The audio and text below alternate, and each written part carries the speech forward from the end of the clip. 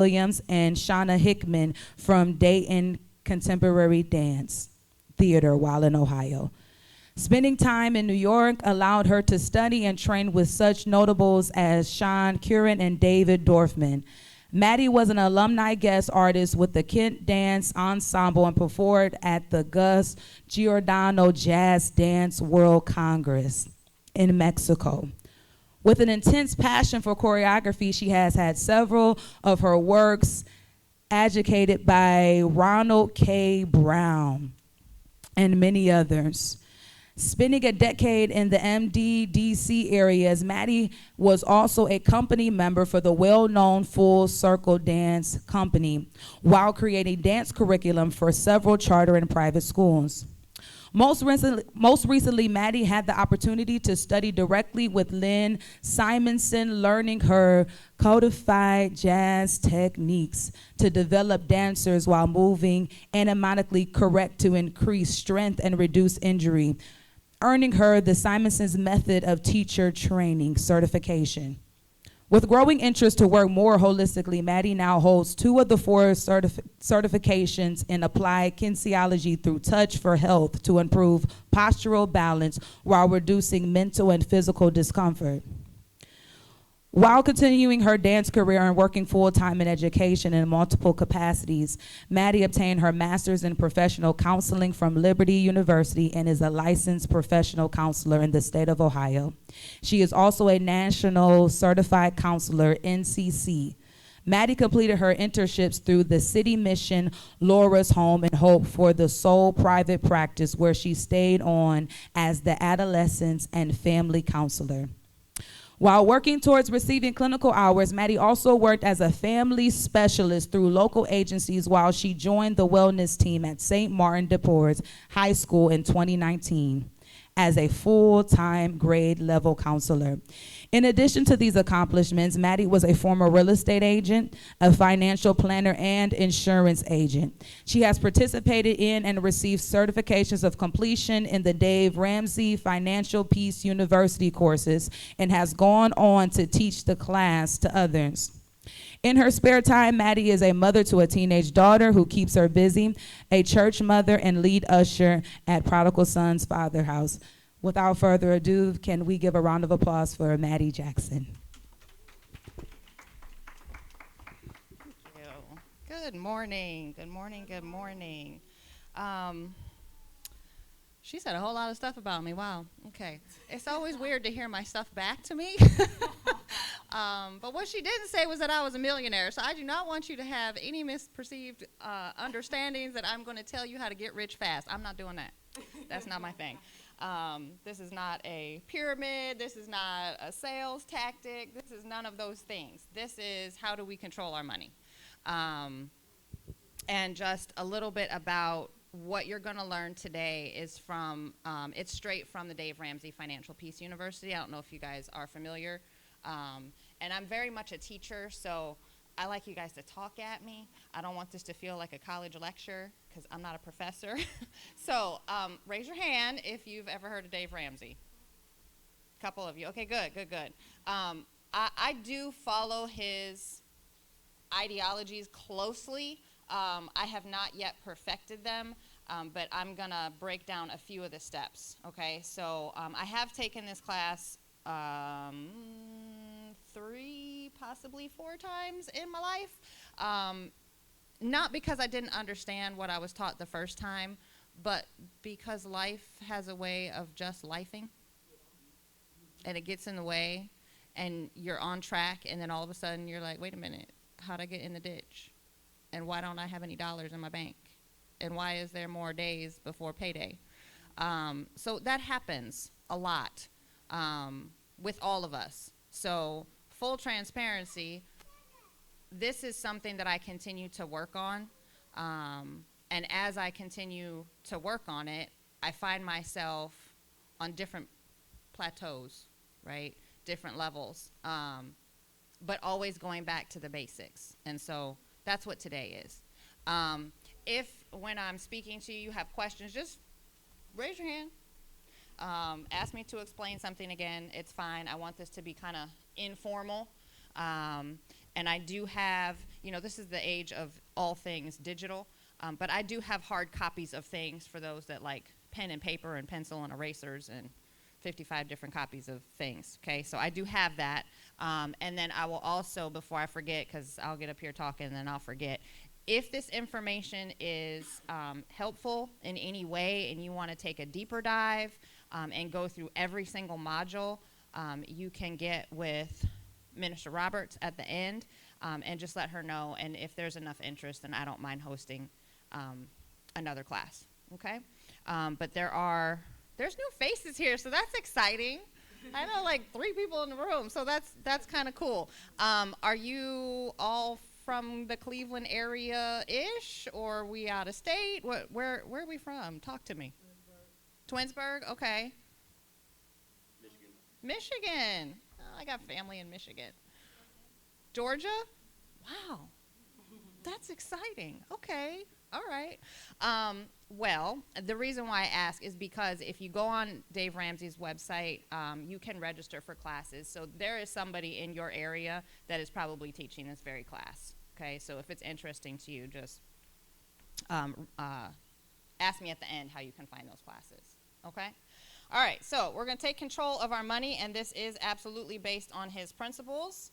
I want you to imagine what your life would look like if you had absolutely no debt. Just take a second. No credit cards, no student loans, no house payment, no car note. Just imagine what that would feel like for you. Imagine a dollar amount that would make you really, really comfortable, to where if you got in a pinch, oh, not a big deal. Let me pay for that because I have cash. So just imagine what that would feel like if you had extra money in the bank. For me, it would feel pretty good. Feel pretty comfortable. More comfortable than me and my student loans. We've gotten real comfortable. Ooh, we've gotten so comfortable. Imagine a fully funded emergency fund. Raise your hand if you have an emergency fund. Sorry, I want to interrupt you for 1 second. There's notebooks in the bag, so you guys can take notes and jot down everything that she's saying, because we want to make sure we're holding on to these gems, okay? Sorry, I'm done. Okay, no problem. A fully funded emergency fund. See, I had my hand raised and then I put it back down because emergencies happen. So mine is no longer fully funded because I had like back to back emergencies. But I had one, so it works, right? All right. So now think back to a time where you could just spend freely. Maybe it was when you had your first job, got a payday, went to the store, bought some new kicks, got some new hair, got your nails done. Just think back, like new purse. I used to have a shoe collection. My brother used to call me the Imelda Marcos of the family. I mean, it was ridiculous how many shoes I had. I wear like 3 pairs these days, and half the time I'm barefoot. But purses and shoes was my thing, right? And then I worked in a clothing store, and I didn't save anything because payday was like, ooh, let me go shop, right? So just think back. How long ago was that for some of you guys? Is it happening for you now? Raise your hand. Yeah. No? Okay. 5 years ago? That's a no for me. 10 years ago? Definitely a no for me. 20 years ago? 20, 25. For me, I'm going to say it was way back in my teen years. That was more than 20 years ago. Shh. All right, now think about when you were financially stressed out and you had an emergency, like you had a flat tire, your radiator broke, your refrigerator stopped running, your water heater went out, you had a hole in your roof. Did you have the money to finance that emergency? Yes or no? I didn't either. So what do you usually do? Credit card. Yep, credit card. Has anybody ever paid a mortgage with a credit card? I did. I used to pay all my bills with a credit card. There was a period of time when that's all I could do. And then the bill came, and I was like, wait, how's that going to work? And then that created a whole nother situation. And then I stumbled into this financial peace class. And it was a time when I was self-employed, and I wasn't even living paycheck to paycheck. It was straight commission. That's when I was in my, there's a lot going on back then. Anyway, it wasn't paycheck to paycheck. It was commission. And so if I did not make a sale, I'm not getting paid. So how does that work? Because the bills, they keep coming. They don't stop. So rude and disrespectful to bills. All right. So that's all doom and gloom. Imagine if you had all of the finances taken care of. Imagine if you had your fully funded emergency fund. You had zero debt. Where would you travel? Or what would you do? Would you give freely to a charity? Would you travel around the world? What would you do? I want to hear. Talk to me. I think I'd go to Fiji for a minute. I don't know anything about it. It just looks pretty in the pictures. It's the other side of the world. I like water. Australia. Cruise. Hawaii. I hear travel. That would be great. We should all do that. So how do we get there? Baby steps, okay? Baby steps. And the first thing we're going to do simultaneously today, I'm going to focus on the first couple of steps, okay? There are 8 total. I cannot get through all 8 in just the hour that I have with you, okay? So we're going to focus on just the basics. And this is not to assume you don't know how to do this. This is to change your perspective maybe on a few things, reevaluate what you currently are doing, and then ask yourself, how's that working for you? That's a counselor question, sorry. Right? Because we get into the same habits, and then we lift our head up one day and we wonder why we're still in the same situation we were in however long ago we got in this situation, right? So this is not to assume that you don't know how to do these basics. It's just to change your perspective, perhaps, maybe. Or remind you, because reminders are good, right? So the first baby step is building an emergency fund of $1,000. When I first heard that, that seemed like so much money to me because of where I was financially. Again, commission, not paycheck to paycheck. I might get paid one month and go 3-4 months before I saw another check. Sometimes the checks were only a couple $100. I don't know how I made it, y'all. Goodness gracious, but by the grace of God, amen. Okay? And the other thing you should know about Dave Ramsey, it's all based on biblical concepts, okay? So he's not just some random guy. He really does do a lot of tiebacks to the Bible. So an emergency fund of $1,000. That's going to be simultaneous with how we build our budget, which we're going to work on today, okay? The second baby step is called snowball. You're going to snowball your debts, okay? So we get a lot of snow from here in Michigan and Georgia. Do you guys get a lot of snow down there? A little bit? Okay. So think of building a snowball, right? And the bigger you get it, you can then build a snowman, all the things, right? But it takes some momentum to really get that snowball going. So when we talk about debt, we're going to learn how to take our debt and we're going to knock it down and we're going to build some momentum and we're going to make it bigger and bigger and bigger. The debt doesn't get bigger. The momentum gets bigger. The debt gets smaller, just so we're clear, okay? The third baby step is 3 to 6 months expenses fully funded emergency fund. So the first emergency fund is $1,000. But most monthly expenses for all of us are more than $1,000. So the fully funded emergency fund is 3 to 6 months expenses. So based on whatever you bring home, multiply that by 3, whatever that number is, that's your 3 month. Multiply that by 6, you are fully funded. So that if for some reason something happened, your job closed down, You weren't able to go to work for an extended period of time. The bills, again, because they're disrespectful, they keep coming in, but you have the finances to fund that until you can get back on your feet, okay? So that's your 3 to 6 months. And then we're going to talk about, well, we're not going to really talk about it today, but the next step is investing 15% of your income.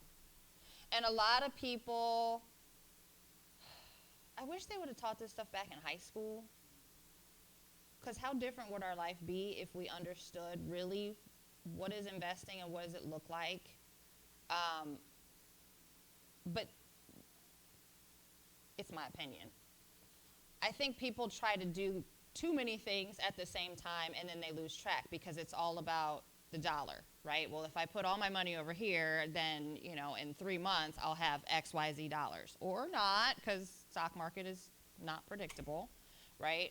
So investing 15% of your income is also one of his baby steps. So he doesn't discount the need to do that and create a stronger foundation, but it's not the first baby step. That's not what you need to be focusing on the first time. And then for those of us that have college, I do have a teenager. She's a senior. She's going to college. You're supposed to save for college. In theory, that's great. They've got like the college saving plans. And, you know, when you have a newborn, you're like, oh, my God, I'm going to do all these things, and I'm going to make sure I put $100 a week in my child's bank account, so by the time they're 16, I can buy them a car, and then when they're 18 or 17, depending on when their birthday is, I'm going to have all the money for college. And then life's. It happens. And then the $100 that you had very good intentions on putting away diligently and discipline because you created a budget way back in the day. You're like, okay, well, you know, she's 2, so I'm going to go ahead and take this $100 and buy some groceries because that's what I need, right? I'm just going to keep it real, right? I can stand before you and say I am blessed and I am comfortable in my own house, but that was not always the case. That was not always the case at all. So one of the steps is to save for college. Close to the end, you are going to pay off your home if you have a home, right? Not all debt is bad debt, but debt is debt, right? So the first step that he talks about is paying off and snowballing all of the debt, everything except for your mortgage. But eventually you get there. You do pay off your house or your condo or your whatever you're living in, okay? And then the very last step is giving freely. Maybe there's an important charity you want to give to, right? So if you bring home $3,000 a month and everything is paid for and you've got your fully funded emergency fund and all of those things, then you can give $2,000 to whatever charity, right? Because it's your money and you can. That's a thing. All right, so creating a budget is absolutely pointless if you don't have the discipline to follow through with it. Who in here has ever done a diet? 2 people, 3 people? 4, okay, thank you. Whole room, right? Pretty much. And unless you understand why you're doing the thing that you're doing, and it's not enough motivation for somebody to say, if you do this, you'll lose 5 pounds. Because at the end of the day, okay, you know what, stop eating bread for a minute and you'll lose 5 pounds in a week. But that's not going to change you. It's not sustainable, right? Or you go through like that really drastic diet and you look fantastic and you've lost 20 and 30 pounds and you're like, yes, but you've been eating lettuce and carrots for 5 months and then you have a piece of bread and then you gain like 55 pounds back and you only had to lose 20 to begin with. Yep. All of these things that are coming out of my mouth, people, it's real. This is my life, my whole life, right before you, okay? So the Bible in Hebrews 12:11 says, no discipline seems pleasant at the time, but painful. Later on, however, it produces a harvest of righteousness and peace for those who have trained by it.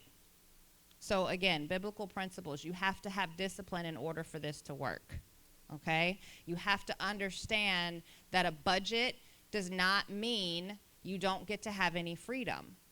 I used to be a financial planner when I was in real estate. It was a simultaneous thing because it was back, for some reason, I decided to get into real estate in Maryland during the height of the burst of the bubble, right? So when everybody's mortgages were upside down, I thought that was a really good idea to get into real estate.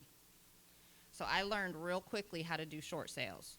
And short sales were taking the house that was upside down, asking the bank to take a lesser amount, and then walking away from it, right? But the people that I had to work with financially, they were just not okay, right? Not by any fault of their own. Simultaneously, I was working with other people. There was a product out there called HARP. I don't remember what the acronym stands for, but basically it's a refinance program, right? And we would have to go through the budget. Now, mind you, these people are upside down, cannot buy groceries, cannot pay their mortgage, about to be foreclosed on. And I kid you not, people would stand in front of me and say, I can't cut that out. You have a family of 4. You've got $200 in your bank account. Just so I'm clear, your hair costs you $1,000, but you don't want to cut that out. And no judgment, folks, no judgment. Get your hair, get your nails, get your clothes, get your swag on. I get it. But when you're in a situation, you have to change the way you do things. But I literally have had so many people sit before me and say, no, I'm not doing a budget because I work really hard for my money and nobody's going to tell me not to spend it, right? So there's this idea that if you create a budget, all of a sudden you don't get to have fun.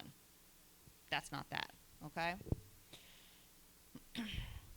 So again, remember, budgeting and the emergency fund, we're going to work simultaneously because in order for you to build your emergency fund, what do you have to do?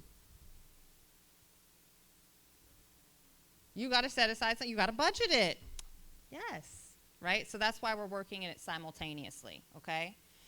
Having an emergency fund will help for those unexpected things that come up when you least expect them. Car repairs, home repairs, appliances replaced, etc. The latest fashion updates and hairstyles is not an emergency, folks.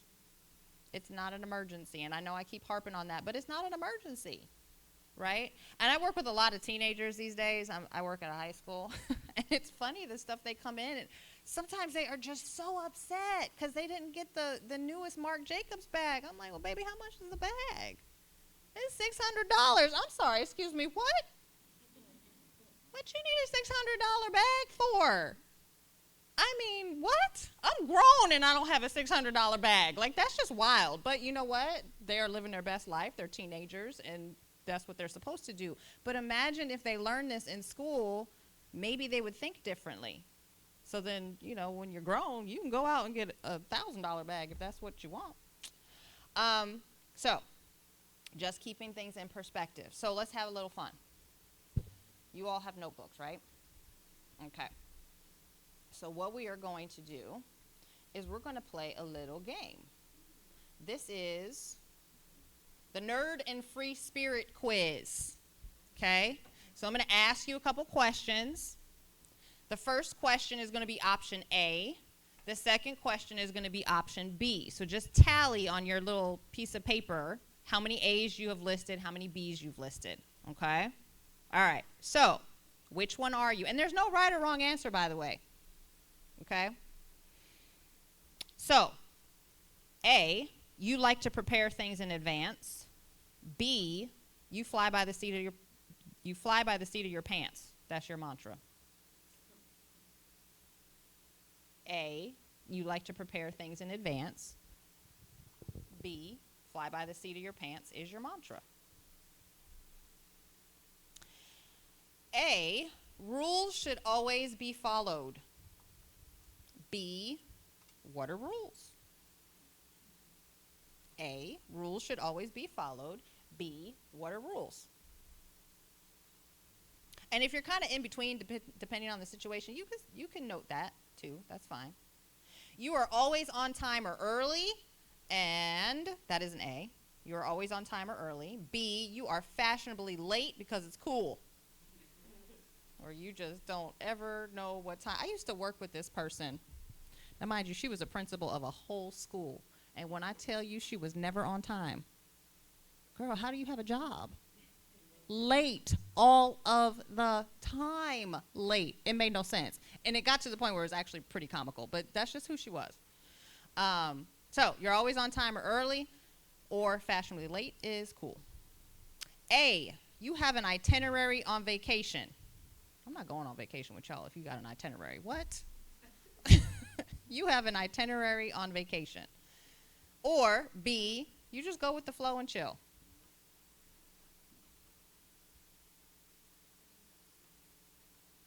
A, all pages in a book are important. That means the introduction, the prologue, the table of contents, the copyright page. You read all of it.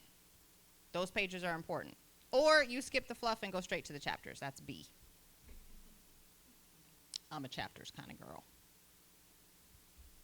A, you are particular about where things go. B, things can go wherever they fit. A, you are particular about where things go.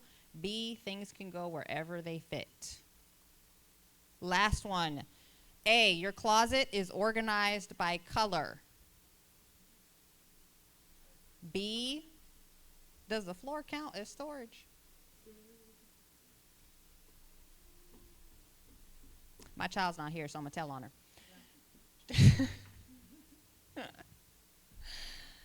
She would clean her room, and I tell you, 24 hours later, all the clothes are on the floor. I'm like, what is going on? She's like, Mom, there's a magnet on my floor. I don't know what's going on. Just all the clothes just keep going on the floor. I'm like, get out of my face. Stop. Quit it.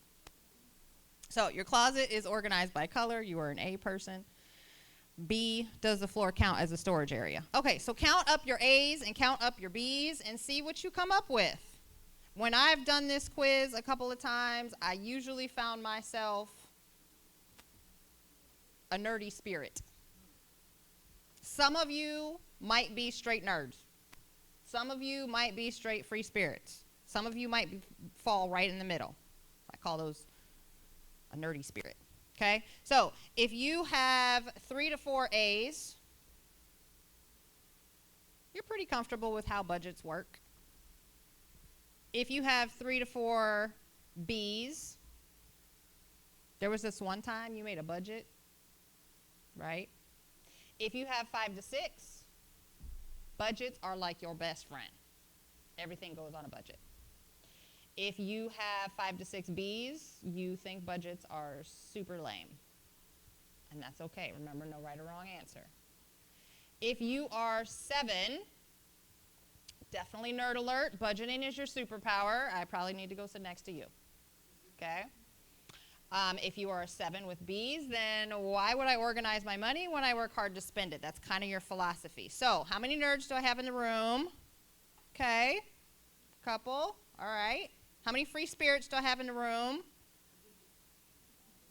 Okay, how many nerdy spirits do I have in the room where you're kind of in the middle? Yeah, I'm in the middle on some of the things, right?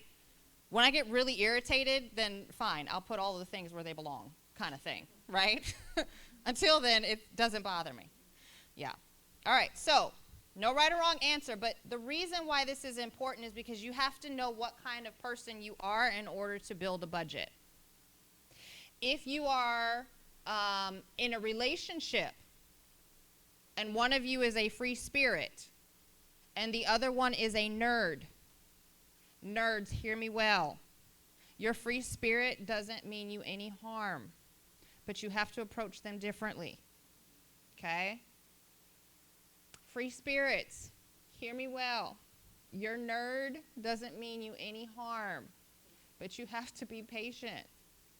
This is the thing that gets them really excited. I have friends that love a spreadsheet. What? I can't. I tried to do a schedule the other day, and in theory, it's not hard. You just put a thing, and then you do the thing, and then you, like, color code it and make it look cute. And I closed my computer so many times. I looked at my child. I'm like, here, you do it. And when I tell you it was done in 5 minutes, I'm like, okay, just for the record, I'm older than Google. I did not grow up with this. So, yeah. So just be patient, okay?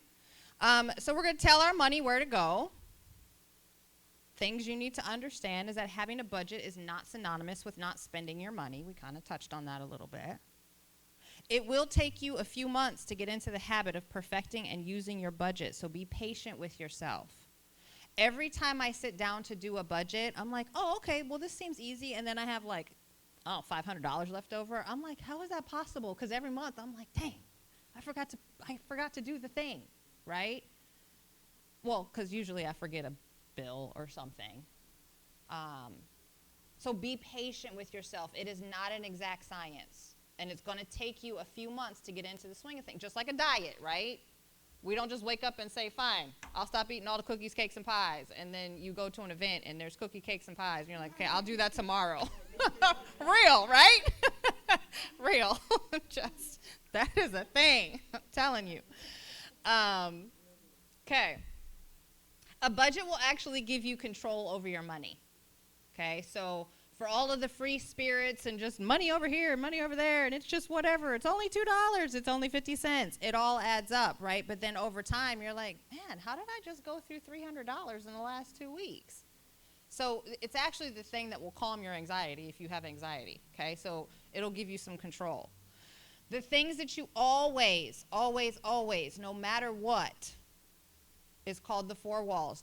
Dave Ramsey refers to these as the 4 walls. So that's your food, your utilities, your shelter, and your transportation. Ooh, there's a misspelling. Don't judge me. Okay. So your food, you got to get groceries in the house, especially if you have little ones. If you're by yourself, okay, you know what? If you want to skip a meal for a day, that's cool. Little ones, that's not fair to them, so get them some food.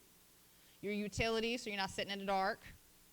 Your home, whether that's an apartment or a mortgage, right? Your rent and your mortgage needs to be paid. And then your transportation, okay? So you can get to work. All right, so we're going to talk a little bit about budgeting. And I do have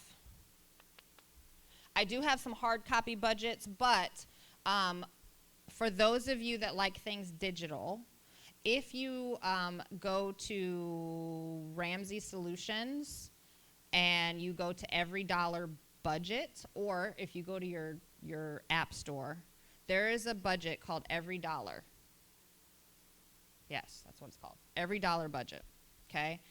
So you can do it right on your phone or your computer, okay? It's an app. You just download it, plug in all your numbers. So I'm going to give you some time after I go over this slide, and you're just going to kind of get a general picture of where are you, just off the top of your head, right? Because we all know how much our mortgage is. We all know how much our car notes are. We know those things. So we're going to start to hammer that out so you can get the feel for it, and then we're going to talk about it, okay? All right, so I want you to consider that your budget is a roadmap out of the forest at the bottom of the valley. It is important to identify where your money is going each month. Understand the difference between wants and needs. You do not need the $600 purse. You do not need the newest gaming system. You do not need a 54-inch television when you have 3 42-inch televisions already. You don't need those things, okay? So don't confuse the wants and the needs, okay? What you need is food. What you need is to pay your bills, okay? So sometimes those get confusing. So write down what you're spending your money on, and then you're going to learn how to create a zero budget, meaning if you start the beginning of the month with, let's say, $3,000. I like round numbers and I hate math, but I understand my finances and how to balance a checkbook. That's the extent of my math, okay? So if you start with $3,000 and your home expenses are, with all the things, bills and all the things, is $2,500, how much money do you have left? $500. But if you don't have your emergency fund built, then where should that $500 possibly go? To the emergency fund, or depending on what your situation is, maybe somewhere else, right? Maybe give yourself a little bit for entertainment, something like that, right?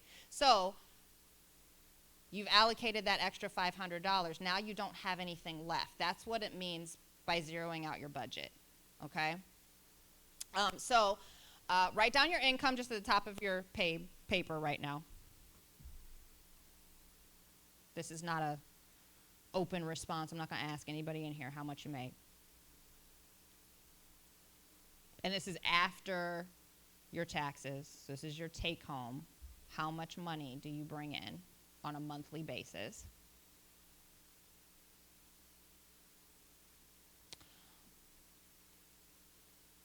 Ballpark it right now and write down your expenses. And there's somebody in here that already has like the dollars and cents. $785.12. Those are my expenses. You're going to take your income and you're going to subtract your expenses. Ideally, the number should be 0, right? But if it's not, then that's the difference is the number you get to play with in terms of where are we putting the rest of our money, okay? Are there any questions yet? So once we start talking about budgets and dollars and things, that could conjure up some questions. So keep track of your expenses, because remember when I started this, I had like all this extra money and I was all excited and I'm like, yes, I'm going shopping. I'm like, oh no, I forgot 4 bills. Okay, so just keep track of your expenses as you go and then be flexible. Because the one thing I got real comfortable with are my student loans to the point where I forgot they existed. They're just, they're just there, kind of like carpet on the floor.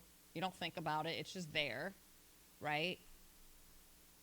And so I would forget on more than one occasion to include that as one of my expenses. So then it threw off everything. And so I had to go back and I had to be flexible. So just be flexible with yourself.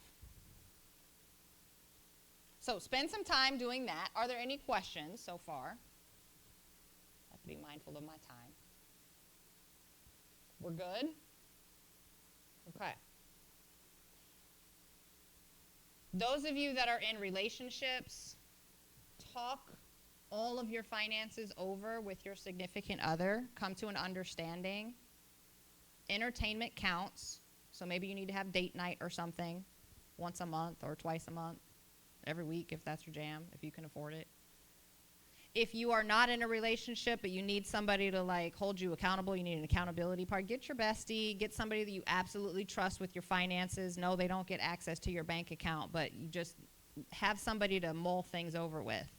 Like, hey, you know what? I'm working on this budget and tell me if this makes sense. Am I forgetting anything, right? So you don't have to do this by yourself. Get a friend or your significant other, okay? All right, so that's the budgeting strategy. No questions? Oh, let's move on to debt.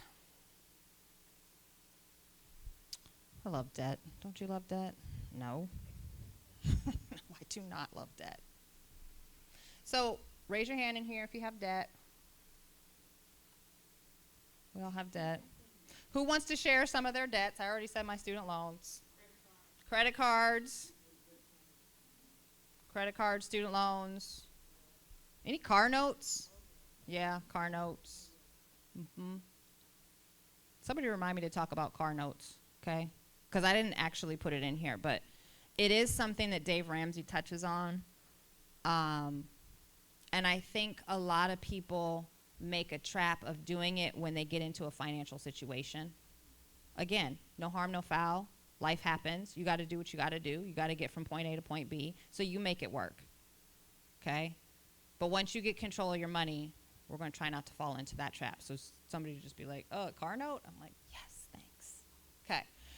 So when we're talking about debt, there's a lot of mythical beliefs out there. Who believes that it is absolutely necessary to have some level of debt? Because that's what you've learned your entire life. That's what you've seen. Come on, be honest. Okay. Learned it but didn't think it was true. I thought you always had to have debt, especially those of us that finished high school and you walk onto any given college campus and they're like, here, credit card and a free t-shirt. And you're like, oh, I got a t-shirt and I got $500. There's no concept of how any of that works, right? So it is ingrained in us from a very early age that you absolutely have to have debt. It's in the commercials that we see. It's in the marketing everywhere. Anywhere you walk. I mean, you can go into Costco, going to get you a stash of some muffins, and somebody is accosting you behind some windows. Well, who has an extra $5,000 for new windows in your house? Well, nobody. Just put it on the credit card. So it's everywhere you go, and you just went in to go get some muffins. What? How did I get a whole house full of windows? Isn't that what I came here shopping for? But it happens, right? Because it's convenient, and it's the thing you've been trying to do anyway. You got to get it done at some point. So we're going to talk about myths and truths. Raise your hand if you believe that you need a credit card to rent a car and make purchases online. For a while, yeah. I used to believe that you needed a credit card to rent a car. That is a myth. You can use your debit card. The debit card is not a credit card, and it still has the financial backing, the same securities as a credit card does. And then it doesn't have interest, right? So you can rent a car if that's what you needed to do. You can make your purchases on Amazon with your debit card. I'm sure we all have figured that out now, right? Car payments are a way of life. Who absolutely agrees with that? Or thought that at any point in time? I thought that at some point. Like, how do you have a car and you don't have a car payment? Because I'm not driving a hoopty. Right? Especially the kids these days. They'll come into my office and be like, Ms. Jackson, I got to save money for this car. I'm like, oh, which car are you trying to get? I'm thinking like, you know, I don't know, a 2000 something. When these kids roll out of the parking lot, I'm wondering, one, who purchased it? Is it your car? And how are you driving that? There was a junior the other day, got in a Cadillac SUV. Y'all, my school is right down the street. Just put that in perspective, right? So, okay. So, car payments are a way of life, but you don't have to have the latest and the greatest as long as it's reliable and it gets you from point A to point B and it doesn't give you anxiety. I learned a lot about cars on my first car. I will never, to this day, I know I'm online and I'm streaming, so if I offend anybody, I am so sorry, but you will not find me in a Ford. You will not. Nope. I'll walk, I'll take a bus, I'll bike, I'm not getting in it. Not happening. We used to be able to go off campus for lunch in high school, and I would go off campus and I would get some lunch and I would not make it back because I was always broken down somewhere. So I learned about radiators, I learned about spark plugs, I learned about all sorts of stuff in a car. So Ford's not it for me.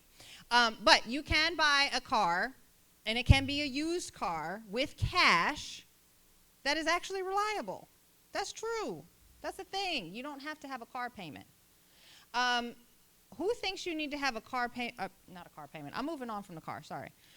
Who thinks you need a credit card to build up your credit score? Your FICO score.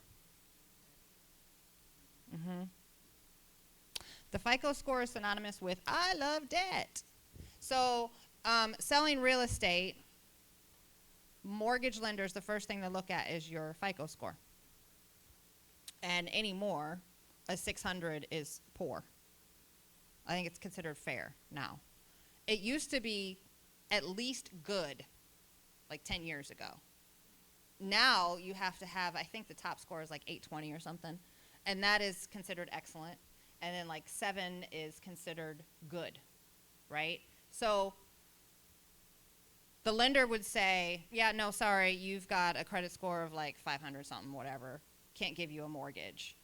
But there are actually ways to get a mortgage without having a credit score, without having a credit card, without having a boatload of debt. You have to do it differently. You have to pay your bills on time. And guess what happens when you budget? You can pay your bills on time. And if you pay your bills on time, then you can buy a house without a credit card. See how that works? That's why you're focusing on baby steps 1 and 2, okay? Leasing a car is smart. Oh, I did put it in here. You don't have to remind me about the car note. Here it is. Leasing a car is smart. You should always lease things for tax benefits.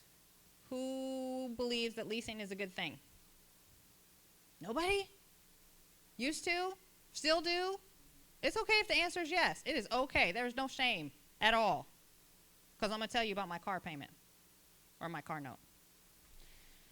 Leasing is the most expensive way to own a car. That is factual.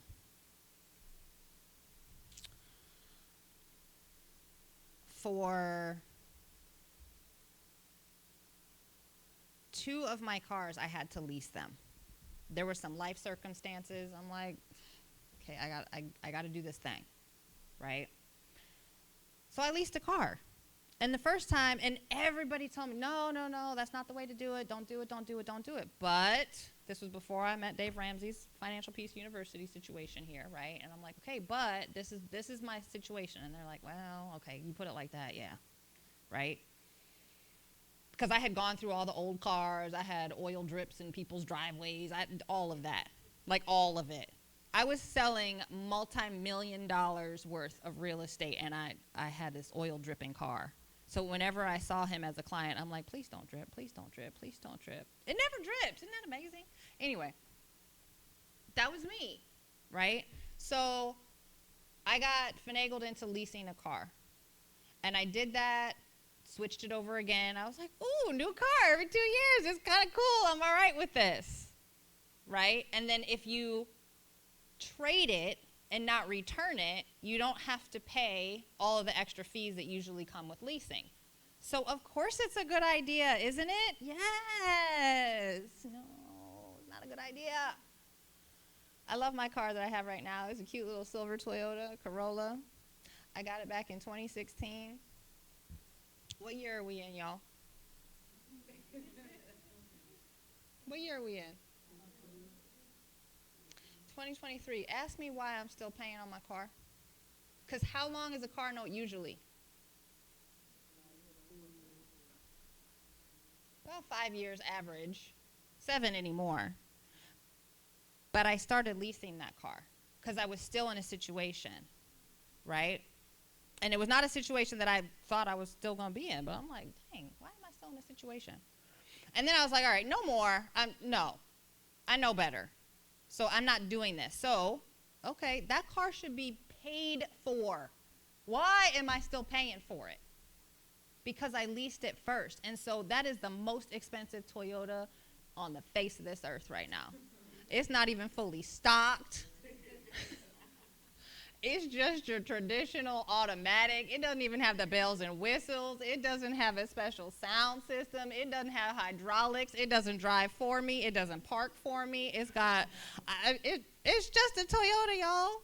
It is reliable. I love the car. I do. But why am I still paying for it? It irritates me, right? So that was my car note story. Just being transparent. Debt consolidation is smart because it saves money. Who believes that or used to believe that? They'll get you with the student loans. They will get you with the student loans. And then you can only consolidate student loans one time. That is a sham, y'all. When you got kids, don't have them pull out student loans. Don't do it. Tell them to pay attention in school and get some scholarships. I have a senior in high school right now. I'm like, girl, I'm not signing any student loans. Just so you're clear, not happening. I will sell whatever I have not attached to the foundation of the earth before I let her take out some student loans. I'm not doing it. But lastly, without changed behavior, it does nothing. So you can consolidate, you can lease, you can do all of the things, but until you wrap your head around, I have to do something different, it doesn't work. Okay? All right. So, snowballing your debt. Proverbs 22:7 says, the rich rule over the poor and the borrower is slave to the lender. Proverbs 6:4-5 says, give no sleep to your eyes, nor slumber to your eyelids. Deliver yourself like a gazelle from the hand of a hunter, and like a bird from the hand of the fowler. In other words, be very intense behind your need to get out of debt as though death were coming after you and you had to run away from the Grim Reaper himself to get out of debt. It has to be that intense. It has to be on your budget every single month. Don't get comfortable. Don't get comfortable. Don't get comfortable. Okay? Push yourself. Because what would your life look like if you were totally debt-free? I would have some dollars, some extra dollars if I wasn't still paying on my car. I'd have so many dollars if I wasn't still paying on my student loans. I graduated over 20 years ago, y'all. Why am I still paying? So building momentum requires you to stop borrowing money. You absolutely must save some money. You have to sell some of your extra or unwanted items. I don't know about you, but I have a lot of stuff in my house. I'm like, how did I acquire this? This isn't even mine. Why do I have it? And I don't even have the space. Sell it. Get rid of it. It is only sentimental to you, and you know what? If your debt is that sentimental to you, then go ahead and keep all of those things. But if you sold some of the stuff that was in your house, you could put it towards a credit card maybe, right? Get a part-time job if you can. Pray. Absolutely, it is important to pray, right? Because who knows? Pray about it. Lord, I got myself into this situation, but now what? Right? I'm not saying it's magically going to disappear. I don't believe that at all. But it will at least give you some discipline. Maybe it will magically disappear. I don't know. Pray. See what happens. And then be willing to sacrifice. Because remember, the hair and the nails, those just are wants. You don't need them. So this is how you do it. So think about your debts. Write down on a piece of paper your smallest to largest. This is not based on interest rates. Let's say you have a credit card for $700. Let's say you have a different credit card for $1,200. Let's say you have a different credit card for $2,300. That's a lot of money. I didn't even do the total math right there, but that's a lot of money. Some thousands of dollars, right? Then you have a car note for $14,000. And then you have maybe some medical bills, $36,000, right?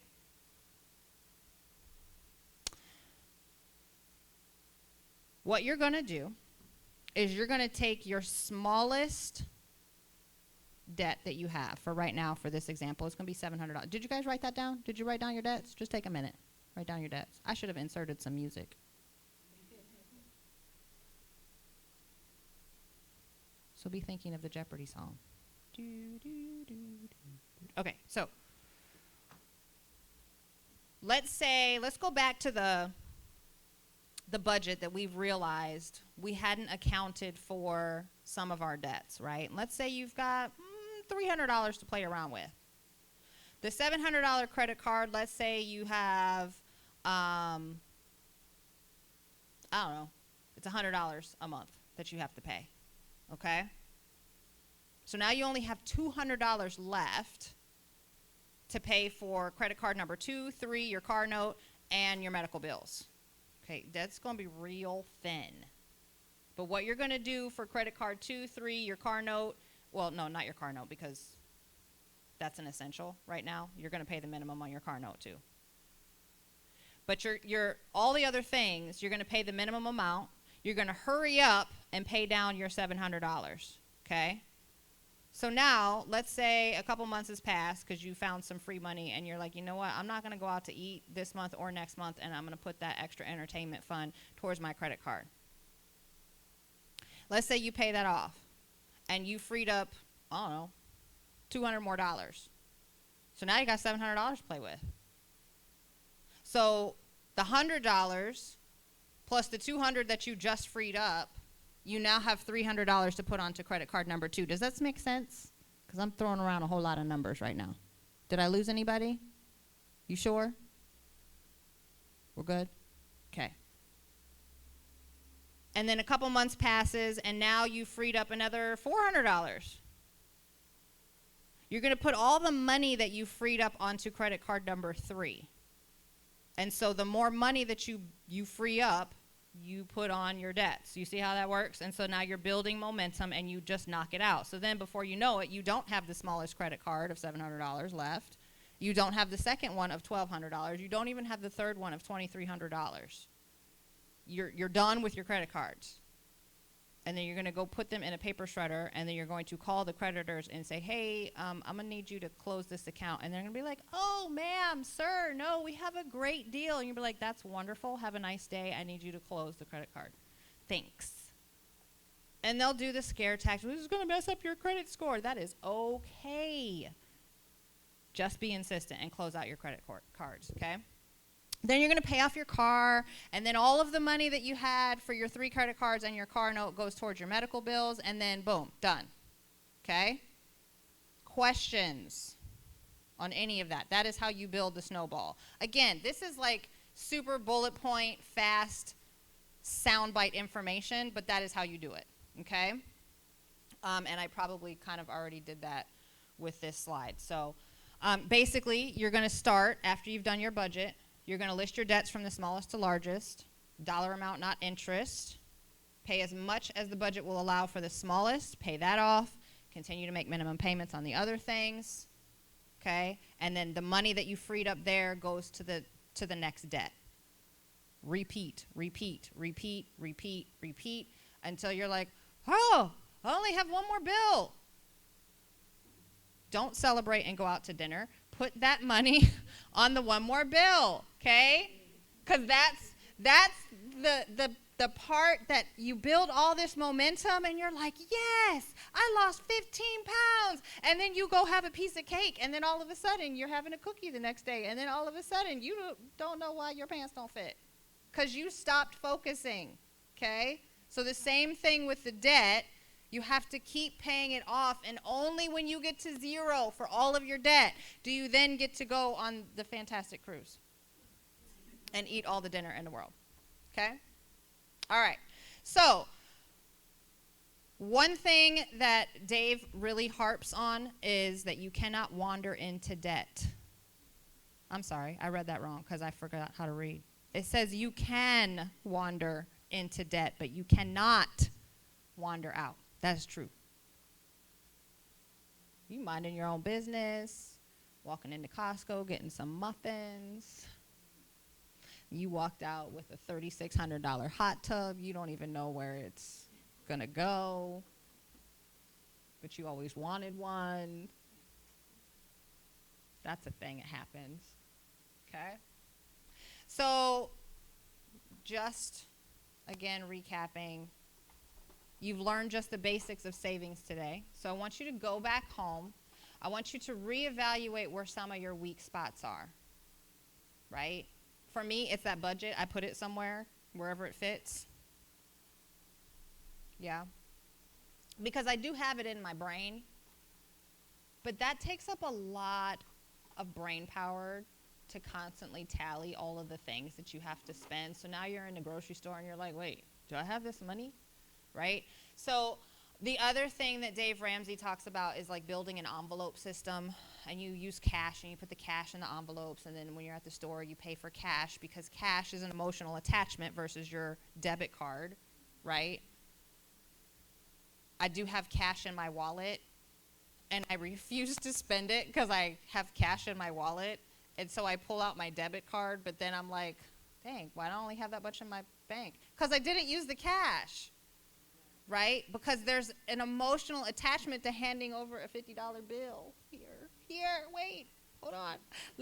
Here's the card. What difference does it make? It's the same thing. It's $50. It's yours. Right? So spend the cash instead of the debit card. This is an absolute journey. And remember, I stood before you and I said, yep, I have an emergency fund, and then I put my hand down. Because I've had some unexpected expenses. But here's the thing about the emergency fund. It would have been a flat-out total crisis if I didn't have the emergency fund. So now I am back at baby step number 1 with my budget to rebuild the emergency fund, folks. Because when you use your emergency fund, you have to rebuild that back in. So you will find that as you go, let's say you get out of debt, right? And that's great. but then you had an emergency and you had to dwindle some of your emergency fund, you have to rebuild it, because emergencies are a thing that they just happen every once in a while. But I will tell you, I held on to my emergency fund for a good strong 3 years before I even needed it. 3 years. And now I'm like, dang, I got to build that back into my budget, right?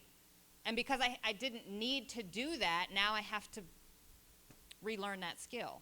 I have to shift my budget. So this is not black and white. This is not permanent. You have to be flexible in all of it, okay? So when you go back home, reevaluate all of those things. If you want additional information, if you want to learn all of the baby steps week at a time, because it's like an 8-week course to go through, go to Dave Ramsey Financial Peace University. Just Google it. Ramsey Solutions will come up.